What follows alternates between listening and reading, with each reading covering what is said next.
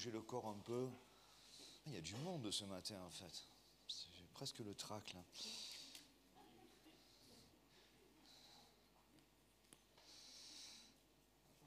Grand courage à ceux qui sont à la maison parce qu'il y a encore du Covid. Hein. On a des gens de l'église. C'est pas fini l'histoire. On va lire le psaume 2 versets dans 2 psaumes. D'abord le 39,5. Psaume 39,5 et après ça sera le psaume 90, 12. Je vous laisse. Psaume 39, verset 5. Éternel, dis-moi quel est le terme de ma vie, quelle est la mesure de mes jours, que je sache combien je suis fragile. Je relis. Éternel, dis-moi quel est le terme de ma vie, quelle est la mesure de mes jours, que je sache combien je suis fragile.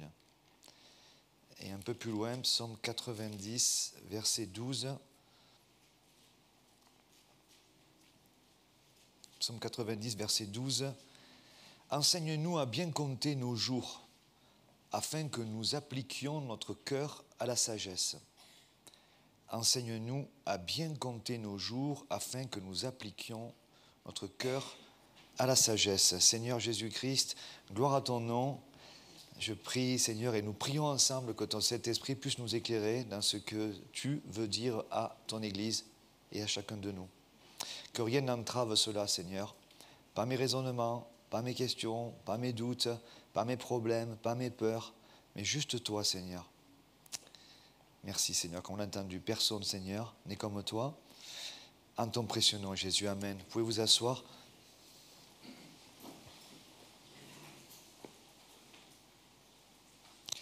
Enseigne-nous à bien compter nos jours. Alors quand c'est son anniversaire, alors là c'est encore plus, on compte les jours.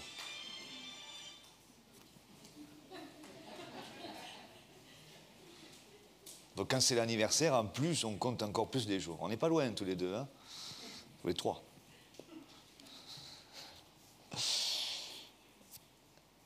Ok. Juste, je pensais aussi c'est bien de voir l'église avec du monde. Et avant de vous amener sur la pensée que j'avais à cœur, d'un message que j'ai donné à Paris et que je pensais ramener aujourd'hui, il y a quelque temps j'avais enseigné ce message, enfin en tout cas ce thème-là, qui est la thématique du temps en fait.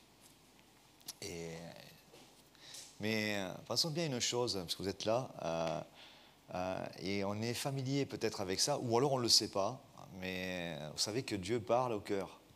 Et à chaque fois que je viens au pupitre pour une prédication, j'ai vraiment cette pensée de ne pas être familier, ni moi de ma position de pasteur, parce que et ni vous, ou quand moi je suis assis là, c'est un autre pasteur qui partage, ne pas être familier avec le Saint-Esprit qui veut particulièrement aller toucher quelque chose dans nos vies. Voilà. Ça, c'est pas dans notre culture, hein, je vous assure. Hein. Je le dis souvent, je prépare un cours sur l'apologétique, la défense de la foi, et donc j'étudie pas mal le rationalisme, les siècles des Lumières, la pensée de l'Antiquité, toutes ces choses-là qui sont les philosophies, les Freud et les Nietzsche et les compagnies. Je peux vous dire que l'homme est à la mesure de lui-même, en fait, naturellement. Mais même les chrétiens, vous savez, sont... Voilà, je le dis souvent, mais on respire quand même un air qui est vicié, je l'ai dit plein de fois, et je resterai dans cette pensée-là. Et donc automatiquement, même en étant chrétien, sauvé et convaincu, vous savez, on peut aller au culte, mais on oublie en fait, mais chacun, on peut dire, j'ai un rendez-vous avec Dieu et une pensée. Voilà. Et rappelez-vous que Jésus dira à un Romain, un païen, qui va dire à Jésus, dis seulement une parole et je serai guéri. Et Jésus va dire, j'ai pas entendu autant de fois, en tout cas à cette époque-là, que là. Regardez cet homme qui a compris que s'il disait je disais une parole, il pouvait se passer quelque chose d'extraordinaire. Donc en fait, et ça a été fixé dans la Bible, je crois même que dans la liturgie catholique, ils emploient dis seulement une parole, je crois que c'est au moment de la présentation des éléments, enfin, peu importe, mais c'est une phrase qui évidemment a marqué la terre et l'éternité. Mais nous, on est là et on peut se dire, bon, il y a un homme qui va parler, alors moi je préfère quand c'est Johan, ou non, je préfère quand c'est Georges, voilà. À la rigueur, voilà. C'est même pas grave ça, puisque quand il y a plusieurs enseignants, on peut avoir des préférences, d'être mieux avec un que l'autre, ça c'est pas un souci. Vous voyez, c'est même pas, c'est pas un péché, vous inquiétez pas. Enfin, sauf si vous ne me préférez pas à moi. Mais bon, après, non, ce qui serait dommage, c'est que la préférence, c'est pas moi, c'est Dieu. C'est Dieu. Je peux dire des mots, je peux vous faire rire ou pas, ça, on va voir. Vous savez pourquoi je dis on va voir? Parce que je m'attends à Dieu aussi. Et voilà, donc pensez bien à ça, parce que c'est une parole, quoi, une pensée, et ça peut changer la vie de quelqu'un. Alors bien sûr, ça peut sauver la vie de quelqu'un, ça peut le faire changer de monde, ou comme tu l'as bien enseigné, ça peut le ramener dans sa pensée. Mais surtout, et en plus de ça, ça peut lui montrer une stratégie. Parce que si vous êtes enfant de Dieu, enfin même si vous ne l'êtes pas, mais si vous l'êtes, il y a des stratégies pour que vous ne le viviez pas. Il y a des stratégies pour que vous ne le viviez pas. Il y a des stratégies contre moi, il y a des stratégies contre chacun. C'est comme ça, c'est un monde spirituel que vous, depuis que vous êtes nés, c'est comme ça. Et même s'il y a des jeunes ici, des jeunes mineurs, si vous entendez ce que je vous dis, déjà, il y a une stratégie sur vous, mais déjà aussi, il y a un Dieu qui vous cherche et qui veut vous éviter de rentrer dans ces stratégies ou vous en sortir. Voilà. Et donc, enseigne-nous, Seigneur, à bien compter nos jours. Alors évidemment, personne, à part peut-être quelques-uns, savent quand est-ce qu'on va partir. Hein. C'est arrivé dans la Bible hein, que certains rois aient pu savoir. Voilà, ça arrive. Peut-être que ça arrive à des gens sur Terre ou qu'ils ont une conviction que, alors bien sûr, quand on est malade, et encore là, il peut y avoir des miracles. Mais en général, hein, dans ces versets, on comprend bien que ces versets ne disent pas qu'on a besoin de savoir que c'est telle date, de tel mois, de telle année que nous allons partir, mais c'est plutôt ce qui va se passer de maintenant à ce moment-là. Et ça, c'est très important. Et vous savez, ce qui a appuyé ce message, je l'avais enseigné à Paris, je crois que c'était sur un cours de doctrine appliquée, sur le temps, de racheter le temps. Et Dieu nous parle de ce mot, racheter le temps. Vous le trouvez dans Colossiens 4, 5 et dans un autre passage aussi, on verra après. Mais 2 fois, vous avez ce terme de racheter le temps dans la Bible, en tout cas dans le Nouveau Testament. C'est un peu, c'est comme si je vous disais, racheter le temps. Je ne sais pas si vous vous posez la question, ce que ça peut bien vouloir dire. Mais je vais vous le donner en substance. Racheter, c'est le même mot que la rédemption. Donc racheter, c'est le salut, c'est la nouvelle vie, c'est le prix qui est payé. C'est-à-dire que ce n'est pas attraper du temps, c'est plus que ça. C'est attraper du temps dans la vie de salut qui vous a été donnée. Donc je vais vous parler d'un petit peu ça. Mais encore en introduction, dernièrement, j'ai entendu ça. Alors si des gens me l'ont dit, c'est possible dans l'Église, ne le prenez pas pour vous, parce que je vais vous dire de suite qu'il y en a au moins 12 à 15 personnes qui me l'ont dit, et vous allez, ce que je vais vous dire, vous l'avez entendu plein de fois, mais je l'ai entendu dernièrement, je me suis dit, c'est particulier quand même, parce que c'est notre monde. Et ce que m'on dit souvent, ces derniers temps, c'est « j'ai pas le temps ». C'est intéressant parce qu'en fait, et je l'entends à mon travail, je l'entends à l'église, je l'entends de la part de jeunes, je l'entends de la part de couples, je l'entends de la part de maris, je l'entends de personnes âgées. Vous savez, les enfants courent, les personnes âgées courent. En fait, on n'a pas le temps. On n'a pas le temps. Alors, je vous pose la question, c'est vrai qu'on est dans un monde où ça va à 200 à l'heure. Hein. Je vais vous lire quelques passages de gens qui s'intéressent à la société, les sociologues qui regardent un petit peu. Non, pas spécialement des croyants, hein, mais il y a quand même une étude sur ça. On sait très bien qu'on court, on le sait, on court de plus en plus, hein, on court de plus en plus et stratégiquement, spirituellement, afin que nous n'ayons pas de temps pour Dieu. C'est simple, hein, pour Dieu. Regardez ce que... je vous lis quelques passages que j'ai lus de sociologues. Le monde est entraîné dans un rythme incontrôlé. Beaucoup le réalisent, en parlent, le déplorent. Il y a des études énormes sur le sujet. Mais c'est un peu comme la détérioration de la planète. Hein. On en parle beaucoup, mais vous voyez, pour arrêter le processus, c'est peut-être encore même plus compliqué. Parce que vous ne voyez pas des manifestations dans la rue pour que les gens qui disent « arrêtez, on veut du temps ». Voyez, vous ne le voyez pas. Voyez, et vous ne voyez pas des chrétiens qui se disent on va faire un temps de prière pour que je puisse avoir du temps pour Dieu. Moi, j'entends rarement des chrétiens qui me disent ça. Ça arrive, hein, voyez, qui me disent s'il te plaît, pasteur, je voudrais avoir du temps pour Dieu, pour l'Église, pour... Et je lis... c'est sur notre page. L'hyperactivité règne sur notre société. Un mot à la mode, surbooké. Hein, au travail, la productivité, on le sait, c'est pas d'aujourd'hui, mais c'est pas si vieux que ça quand même. Hein. Durant leur temps libre, les parents jonglent entre leurs loisirs personnels et ceux de leurs enfants, les séances de shopping, le zapping médiatique, les sorties au fast-food et le réchauffage en 2 minutes des plats tout prêts. Dans un ascenseur, vous savez quel est le bouton qui est le plus usé? C'est pas rez-de-chaussée, hein, c'est pour fermer la porte. Moi, je pensais que ça aurait dit rez-de-chaussée, celui qu'on met le plus. Non, c'est celui qui veut fermer la porte, parce qu'il faut vite fermer la porte de l'ascenseur. Nous nous énervons dès que notre ordinateur ou la connexion Internet mouline, alors que la puissance des ordinateurs ne cesse de grimper. Hein, les débits augmentent, mais ça n'a jamais été aussi rapide, mais pourtant, dès que ça tourne un petit peu, voilà. Un sociologue parle d'une société qui a peur du vide, qui a peur de s'arrêter. Il ose même me dire de la contemplation. Voyez, c'est-à-dire juste contempler la mer. Voyez, on n'en est même pas arrivé à Dieu encore. En fait, résultat, il n'existe quasiment plus de moments de transition. Je vais vous expliquer ce que c'est. On rentabilise même les moments de repos. Je vous explique. Vous avez une activité, vous en avez une autre. Entre les deux, il faut remplir. C'est comme ça. Donc vous avez une activité qu'il faut faire. Une activité qu'il faut faire ou que vous avez choisie. Entre les deux, peut-être il y a un moment et on le remplit.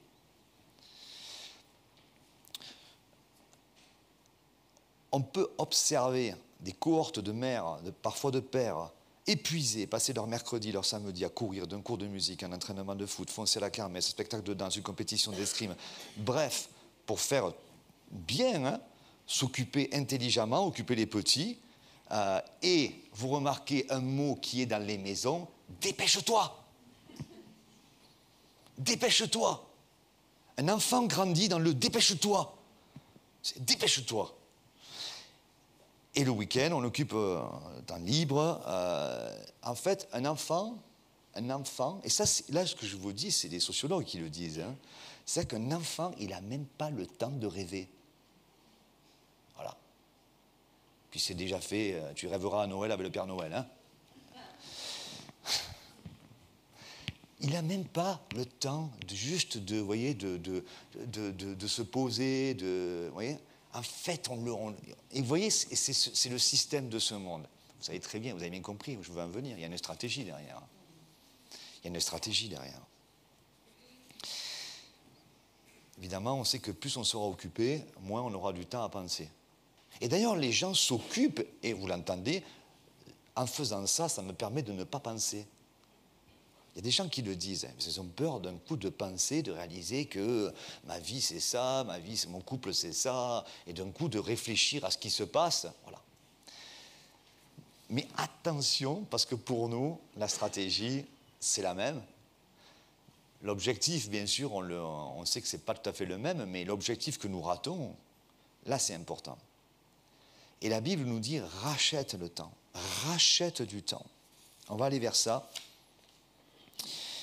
Parce qu'en fait, c'est paradoxal, parce que souvent, on va dire, moi je veux connaître le Seigneur, je veux suivre le Seigneur. On le dit tous, hein, Seigneur, j'aimerais pouvoir te suivre, te connaître, étudier. Je pense que je demande à ça à tout le monde, et je le veux aussi pareillement. Mais en fait, on n'a pas de temps pour cela.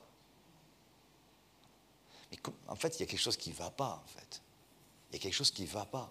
Vous en êtes bien conscient, il y a quelque chose qui ne va pas. Voyez. Et il y a une stratégie. Il y a une stratégie. Je regardais, pareil, vous vous rendez compte que si vous donnez, alors là peut-être on va parler de ceux qui en perdent du temps. Voyez. Mais non, pensons-le dans le bon sens, allez. Pensons-le dans le bon sens.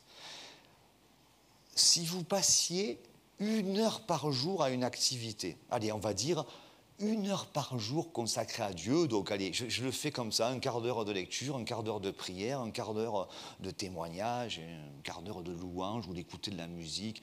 Imaginez. Au bout d'un certain temps, les gens ont fait les calculs, alors eux ils parlent d'activité, Au bout de 48 années à faire ça, c'est pour les matheux là, c'est comme si vous aviez passé 5 ans, tous les jours, toutes les journées à vous occuper que de ça. C'est-à-dire que j'imagine que pendant 1 heure, je fais ça tous les jours pendant 50 ans, mais vous le réduisez maintenant à toutes vos journées pendant 4 ans, 8 heures par jour, vous faites ça. Et ça fait un peu les disciples, hein, qui ont passé pendant 3-4 ans finalement plus de 8 heures par jour, mais imaginons qu'il y ait des moments où ça s'arrêtait un peu, où ils dormaient un peu. Regardez ce que ça a fait. Le problème, c'est que ces 1 heure-là, on les occupe rarement à ça. Et on pourrait même parler, nous, maintenant, d'un quart d'heure. D'un quart d'heure. Passe-t-on un quart d'heure avec Dieu? Et beaucoup, on dira, je voudrais, mais je n'ai pas le temps. Je n'ai pas le temps. Je vous assure, Seigneur, si vous n'avez pas un quart d'heure pour Dieu dans la journée, il faut faire quelque chose. Il faut faire quelque chose. Il ne faut pas vous condamner. Il ne faut pas rester là-bas. Restez bien. Moi, je serais allé mettre là-bas dedans. Je me serais embrigadé là-dedans. Tu aurais pu, tu vois, dans les soucis du monde, là, tu vois, j'ai cru que tu allais le faire. Hein. Il n'ose pas parce que c'est cher, le pupitre. Tu vois, mais je me serais... Si vous n'avez pas un quart d'heure, il faut faire quelque chose. En fait, c'est un conseil pastoral et amical. Hein. Il faut faire quelque chose. Parce qu'un quart d'heure, ça change une vie. Mais on l'a pas. J'ai pas le temps. Dépêche-toi. Dépêche-toi. Et Seigneur, vous savez, parce qu'on veut servir Dieu, on veut le connaître, mais surtout, vous êtes comme moi, on veut s'en sortir. Il y a trop de problèmes. J'ai pas le temps. Mais en fait, si je pousse l'analyse, j'ai pas le temps parce que je dois m'occuper des problèmes. J'ai pas le temps parce que je dois je dois régler ça. Je te dis, non, attends. On prend du temps tous les deux, et après on reparle de tes problèmes. Ça ne veut pas dire qu'ils n'y seront pas, hein. Par la foi.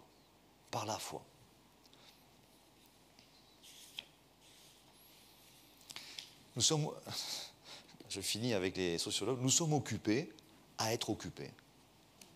Il faut qu'on s'occupe. Voilà l'air que nous respirons. Et c'est une stratégie. Hein. J'ai pas le temps.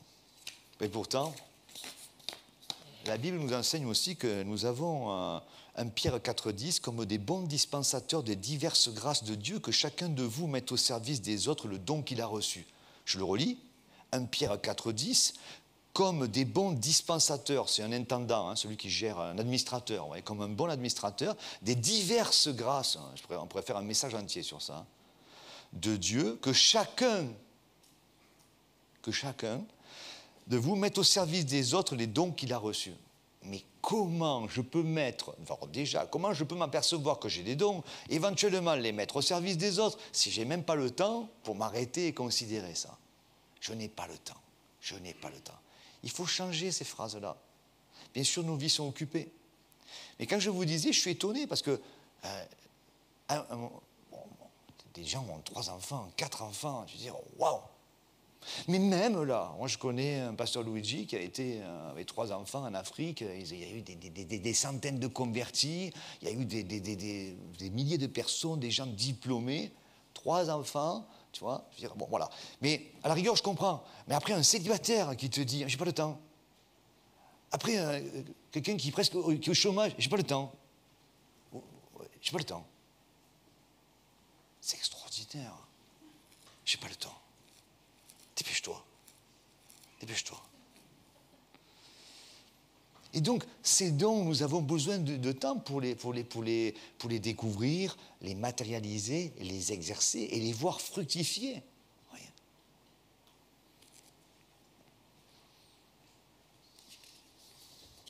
Oui. Et donc les deux passages, là, je vous disais, là, il y a donc, c'est aussi Éphésiens 5,16 et Colossiens 4,5, Éphésiens 5,16 et 4,5 qui parlent de racheter le temps, parce que les jours sont mauvais, et d'ailleurs le mot mauvais parle, Seigneur protège-nous du mal, hein, donc mal qui est lié avec le système diabolique et tout ça, donc on doit racheter le temps, vous pouvez le regarder, hein, tous ces passages, parce que en fait le temps sont mauvais. Ce n'est pas juste que j'en perds du temps, c'est que le temps que je ne donne pas à Dieu, c'est du mauvais qui me le prend. Pas tout, pas tout. Je dois dormir, je dois m'occuper de ma famille, je dois aller travailler, on est bien d'accord de tout ça. Et voire même faire des activités aussi, du sport, de la musique, ce que je veux. Dieu a mis tout ça en place, vous savez, Dieu nous a donné un cerveau, on va dire un être, un corps, on fait des choses, et Dieu nous dit, mais si je n'ai pas de temps pour Dieu, vous voyez comment les choses c'est comme l'histoire de l'argent aussi avec Dieu, vous voyez, j'ai pas d'argent, j'ai pas de temps, voilà. J'ai pas de vie. Je dis, mais comment tu penses? Qui t'a appris à penser comme ça? On remonte en Éden. Hein. Qui t'a dit ça? Qui prend ton temps? À quoi tu le donnes ton temps? Et je vous parlais de ce mot, racheter le temps, c'est le mot exagorazo en grec. Exagorazo, avec un Z, peu importe, écrivez-le comme vous voulez. Ce qui compte, c'est ce qu'il veut dire. C'est pas trop comment on l'écrit. Et c'est vraiment un mot qui est très fort, c'est le mot qui donne rédemption. Écoutez bien, ça veut dire le paiement d'un prix pour soustraire au pouvoir d'un autre. Je paie quelque chose pour soustraire ce quelque chose ou ce quelqu'un de là où il est pour le sortir. Donc, la rédemption, c'est ça, certains ont déjà entendu, c'est une histoire des marchés aux esclaves, ou du marché, l'agora, vous savez, les Grecs, les Romains, tout ça. Donc c'est une place du marché où il y a toutes sortes de denrées, et dans les denrées, puisqu'à l'époque les denrées étaient aussi humaines, hein, aujourd'hui il n'y a pas, mais à cette époque-là il y avait des denrées humaines, donc on avait des êtres humains qui étaient là, esclaves, vous avez vu ça à l'Antiquité, dans les films et tout ça, et considérés comme des choses, hein, par les philosophes qu'on étudie aujourd'hui quand même au lycée quand même. Hein. Les Socrates, les Platons et tout ça considéraient que c'était des esclaves, c'était juste des choses. Mais autant les étudier aujourd'hui parce que ce sont des grands hommes. Mais bon, peu importe. Donc il y avait du poivre et des esclaves, voilà, et du sel, de la moutarde. Il n'y en a plus de moutarde apparemment.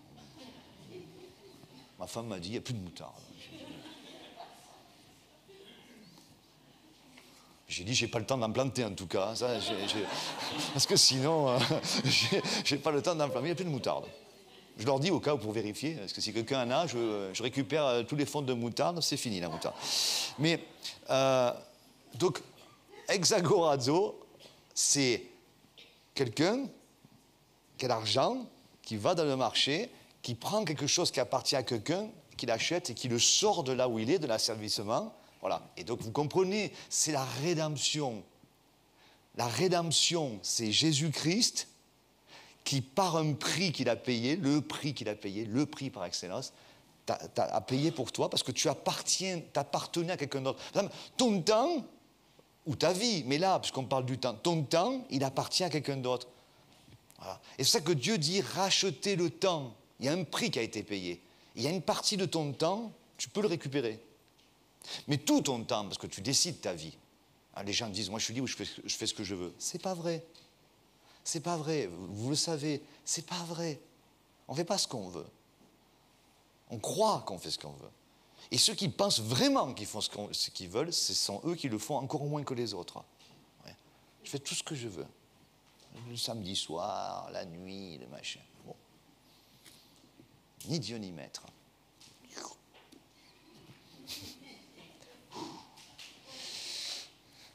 Et je m'arrêterai là en termes de gestuels, pour ne pas choquer.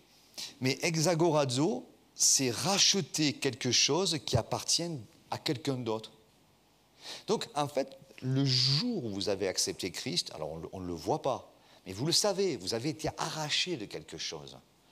Et c'est le terme rédemption, le prix payé. Le sang qui a été versé. Et j'ai été racheté à un grand prix. Hein, à un grand prix. Hein. Waouh. La croix. La croix.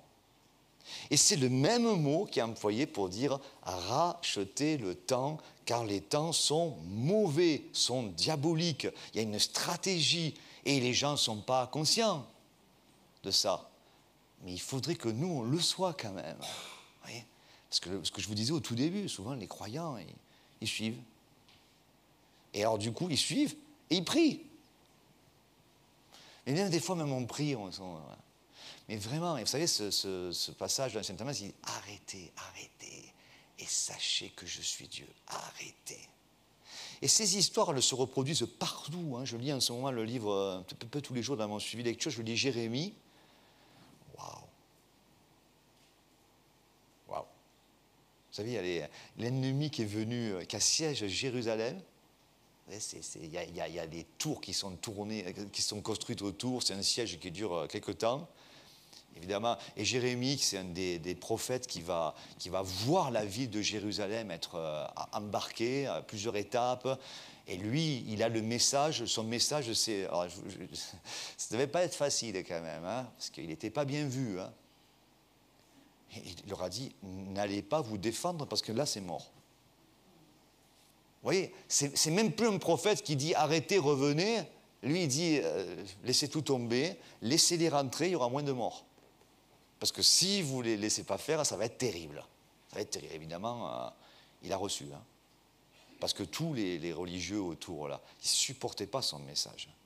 Et il accuse vraiment les mauvais bergers. De la part de Dieu, Jérémie aussi condamne ces bergers qui disent « Non, ça va, tranquille, prie, Dieu va faire. » Non, Dieu nous dit « Arrêtez, arrêtez. Prends le temps. Arrête de me dire que ton travail prend tout le temps, sinon change de travail. » Arrête de me dire que ta femme... Enfin, ne change pas, mais... ça ne marche pas toujours. Mais, tu vois... Oui, mais si c'est ça, alors ça encourage bien à ceux qui se préparent de ne pas y aller à la légère, mais quand c'est fait, Dieu a une provision, alors Dieu dira, passe du temps avec moi. Passe du temps avec moi, je vais te dire comment t'y prendre. Je vais m'occuper de ton épouse, et vice-versa dans l'autre sens. Les enfants, tu sais, les enfants, etc. Et l'argent, et les crédits, vous voyez, et la société, elle est faite comme ça. Tout le monde s'en plaint. Tout le monde s'en plaint. Tu l'as bien dit, c'est la faute, voilà, c'est la faute aux autres. Vous voyez, je veux dire. Mais on est bien content quand même d'en profiter de ce système-là. Vous savez, dès qu'on nous accorde un crédit, c'est la bamboula pour construire une maison, on est content, tu sais. Vous voyez. Donc, et après, on se plaint, on se dit, ouais, machin, voilà. Mais j'aime beaucoup ce mot, racheter le temps.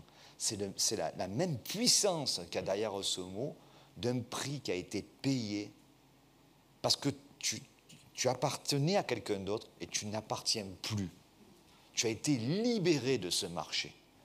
Seulement, comme nous, autour de nous, on entend tout le temps, vous allez travailler tous les jours, vous vivez dans ce monde et vous entendez des choses, quoi. Mais si vous ne prenez pas de temps pour toujours revenir, toujours considérer, toujours revenir, parce qu'il faut constamment, en fait, vous ne vous apercevez pas, mais en fait, vous errez dans le marché des esclaves. Libérés, mais voilà, toujours donc appartenant, suivant un système de ce monde, mais n'appartenant plus à ce système-là, et finalement, après, se retrouvant de nouveau esclave. Je suis esclave d'autre chose. Et la stratégie, c'est bien fait, on va dire, hein, mais... Donc c'est ce mot. En fait, et je vais terminer bientôt, mais juste penser une chose. Je sais que face à ça, je pense que j'en dérange 2, 3, je suis désolé, hein, mais c'est salutaire, parce que franchement, votre temps pour ma vie, j'en ai pas spécialement besoin, vous voyez, donc c'est pour vous. Alors si j'en aurais quelque part besoin en termes de l'Église, j'en profiterai, mais ce n'est pas le plus important, c'est d'abord votre maison, d'abord votre vie, votre âme qui est le plus important, c'est ça. Mais évidemment, on a une self-défense en nous, là, avec tous les arguments, la raison. Merci Thomas d'Aquin, tout ça là. Merci beaucoup. Donc, ça m'a fait plaisir que tu nous dises que l'homme, il savait tout par lui-même. Voilà, et ça, voilà, si vous voulez, je vais faire ma pub pour mon cours à partir de septembre, parce que j'y passe 3 heures par jour, donc il faut quand même que je me plaigne quelque part. Mais ça, on l'a, et donc du coup, je vous dis ça, je me dis ça, je me dis, Seigneur, allez, aujourd'hui, la retraite, je commence à la voir.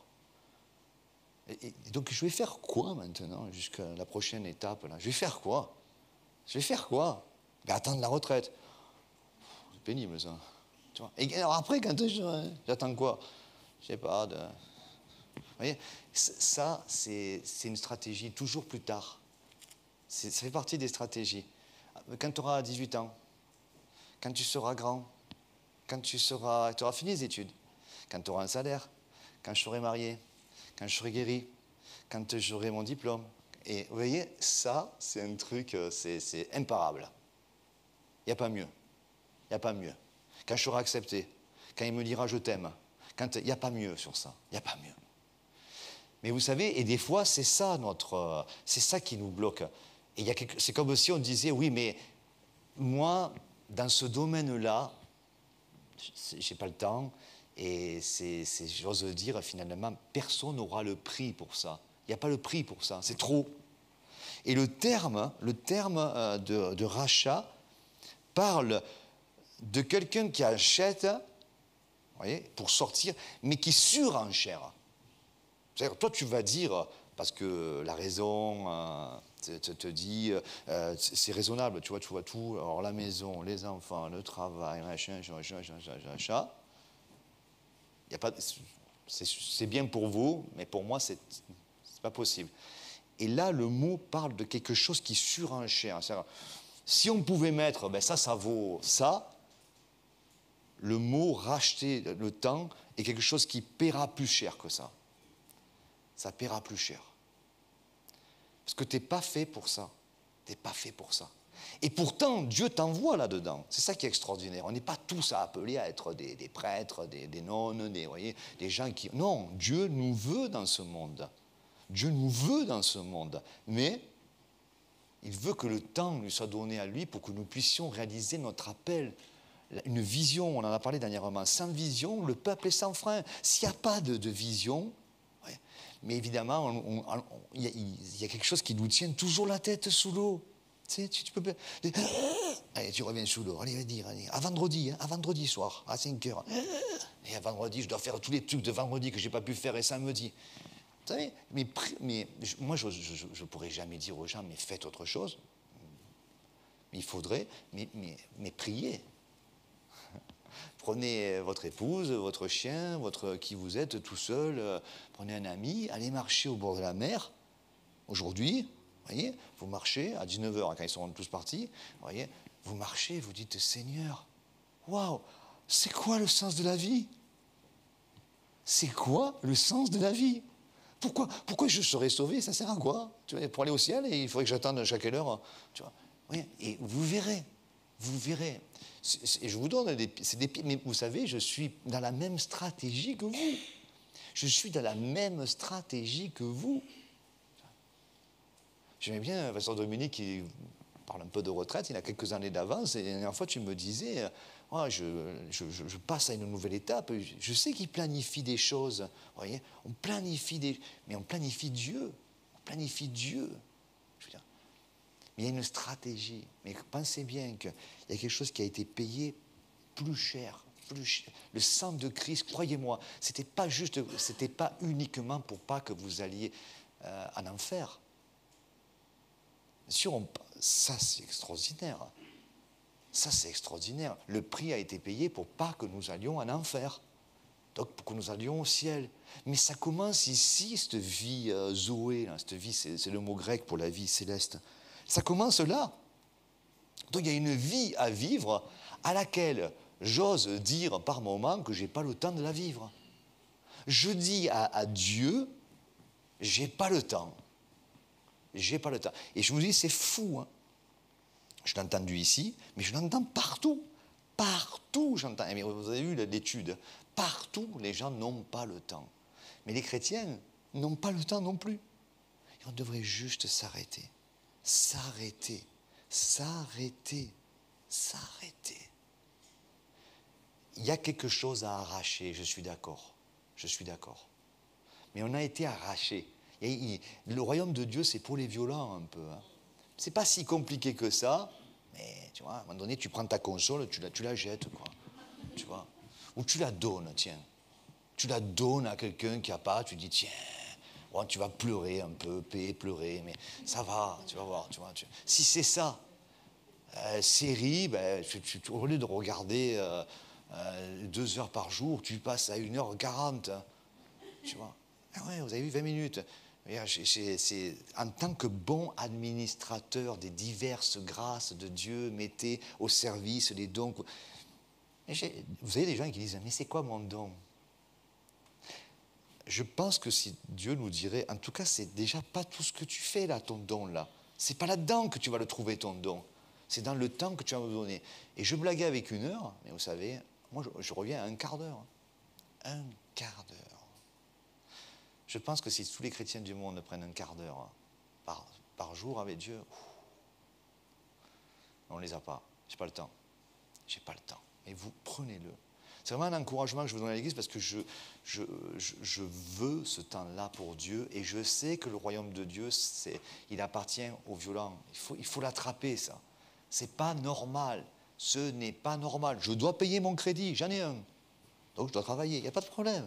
Vous savez, ce n'est pas un péché que d'avoir un crédit, une maison, des enfants. Non, c'est un cadeau que Dieu permet que je puisse le payer. Voilà. Mais si ça, c'est chronophage, voilà le mot, ça te mange, quoi. Ça te mange, quoi. On a eu une maison qui nous a chronophagé, qui nous a mangé. Ben, à un moment donné, on l'a vendu. On a racheté, mais vous voyez, ça n'a plus la même, si vous venez à la maison, si vous étiez avant, c'est sûr que ça n'a plus la même, les voisins ne sont plus les mêmes. Mais ils sont perdus, voyez, et je les vois plus qu'avant. Avant, on ne les voyait jamais dans un environnement. Aujourd'hui, on les voit et on parle avec eux et ils savent qui on est, qui je suis, et c'est extraordinaire. Mais vous voyez, je veux dire par là, c'est qu'à un moment donné, même presque, heureusement qu'avec Dieu, il n'y a pas le regret. Parce que je me dis, attends, on a payé pendant des années, on était tout le temps endettés, quoi, tu vois, payer un truc. Mais voilà, c'est fini. Voilà, mais ça, il faut à des moments. Et des fois, Dieu, je peux juste prier aussi, Seigneur, permets que j'ai une augmentation pour payer mon crédit, que je sois à l'aise, vous voyez. C'est pas interdit de demander ça. Mais quand j'ai pas de temps pour Dieu, je me fais voler. Je peux même parler d'un viol, hein, mais je me fais voler, je me fais voler. Je me fais voler par une atmosphère qui veut que surtout pas je m'épanouisse avec Dieu par la vie de Jésus-Christ en moi. Je me fais voler. Alors, et ceux qui sont jeunes, là, les mineurs, entendez ça. Vous allez être formatés pour entrer dans un système. Allez, les études, les diplômes, les machins, l'argent, c'est parti. Et vous allez dire, dès que j'aurai le temps. Mais vous l'aurez jamais, le temps. Les gens attendent la retraite pour espérer avoir du temps, je vous assure. Ils ne l'ont pas non plus. Ils n'ont pas non plus. Ne vous faites pas voler. Ne faites pas voler. Seigneur, enseigne-moi à compter mes jours. Donne-moi ce temps. Je vais le prendre. Aujourd'hui, je le prends. Au nom de Jésus-Christ. Amen.